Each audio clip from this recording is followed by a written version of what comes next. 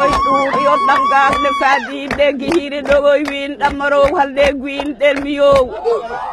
oy dalya dul dar ku koyti la kaldor sey gawon kedibo danadiyo dararo daradab kay delye dujinado ma ahan oo kaliya in dhar la iska xirto ama ciyaar jeebta iyo jaanta la isla helo balse xaaladda goobtan ka jirtaahi way ka bedelan tahay waxaa duubabka dhaqanka ee halkan fadhiya bulshada gaar ahaan dhalinyarada ay ku baraarujinayaan inaysan ka tagin dhaqanka wanaagsan ee Soomaaliyeed kaas oo ah mid asaaskiisu yahay in la ilaaliyo wadajirka bulshada lana hagaajiyo macaamilka ka dhaxeeya sida guurka martisoorka iyo cadow iska celintuba taas oo Soomaalidu ay kaga socon tahay qoomiyadaha kale ee caalamka waxaa ka soo qayb galay munaasabada gudoomiyaasha baarlamaanada Jubbaland iyo Koonfur Galbeed xildhibaano ka tirsan baarlamaanka dawladda Soomaaliya qaar ka mid ah wasiirada magacaaban ee Koonfur Galbeed abwaano aqoon-yahano iyo qaybaha kala duwan ee bulshada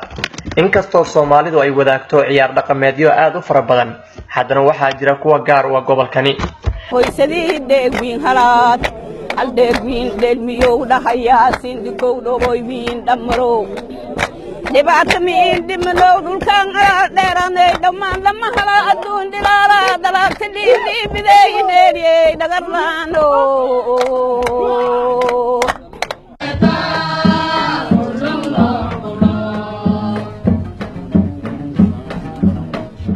malaag cali malaag xasan cali qatar oo ka mid ah duqowdii dhaqanka ee sida gaarka u soo qabanqaabisay munaasabada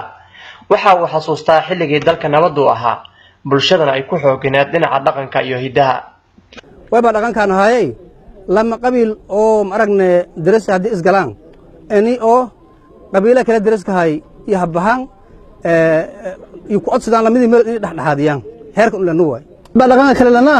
ani darasku dadka darasku dhoorno ya dhaqan lana nabigana alayhi salaatu wasalaam man man kana yu'minu billahi wal yawmil aakhir falyukrim jarahu Abdi Xamed Korambood waa wiil dhalinyaro aad u jecel hidaha iyo dhaqanka Soomaaliga waxa uu aaminsan yahay inuu la mid yahay ama uu matalayo calanka Soomaaliga markii uu sidan u labisan yahay